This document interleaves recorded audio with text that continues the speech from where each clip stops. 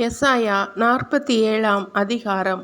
மகள் பாபிலோனே, கன்னிப் பெண்ணே, இறங்கி வந்து புழுதியில் உட்கார். மகள் கல்தேயா, அரியணையில் அன்று தரையினில் அமர்ந்திடு.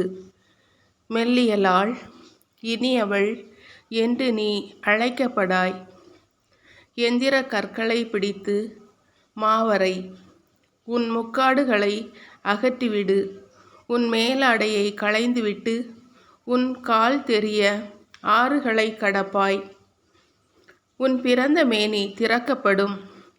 உன் மானக்கேடு வெளிப்படும். நான் பழி வாங்குவேன். எந்த ஆளையும் விட்டு வையேன். எங்கள் மீட்பரின் பெயர் படைகளின் ஆண்டவர். அவரே இஸ்ரவேலின் தூயவர். மகள் கல்தேயா, இருளுக்குள் புகுந்து மௌனமாய் உட்கார்.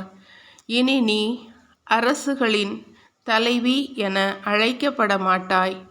நான் என் மக்கள் மீது சினமுற்றிருந்தேன். என் உரிமை சொத்தை களங்கப்படுத்தினேன். அவர்களை உன் கையில் ஒப்படைத்தேன்.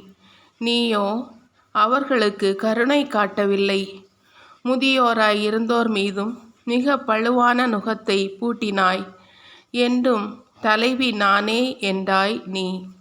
இவற்றை நீ உன் சிந்தையில் கொள்ளவில்லை. பின் விளைவு பற்றி எண்ணி பார்க்கவும் இல்லை. இன்ப நாட்டம் கொண்டவளே, போலி பாதுகாப்புடன் வாழ்பவளே, எனக்கு நிகர் நானே, வேறு எவரும் இல்லை. நான் கைம்பெண் ஆக மாட்டேன், பிள்ளை இழந்து தவிக்க மாட்டேன் என்று தனக்குள் சொல்லிக் கொள்பவளே, இப்பொழுது இதை கேள்.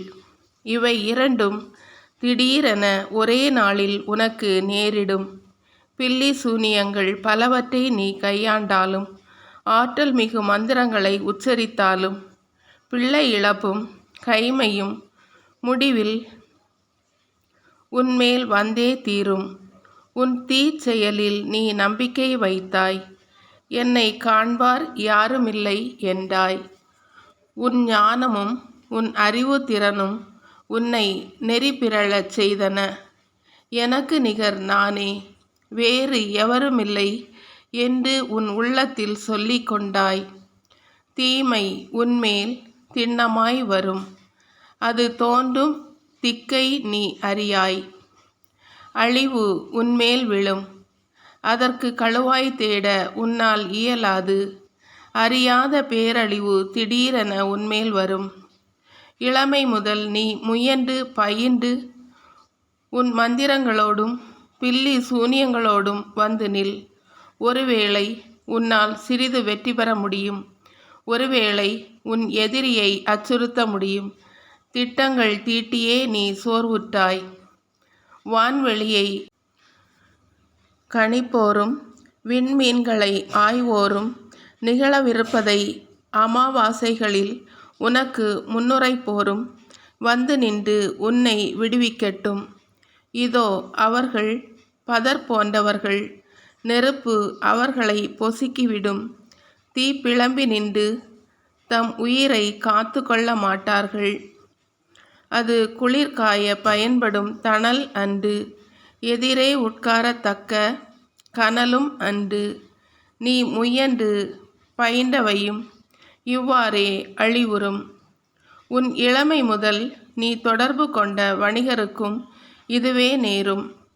ஒவ்வொருவரும் தம் போக்கிலே அலைந்து திரிவார். உன்னை விடுவிக்க எவரும் இரார்.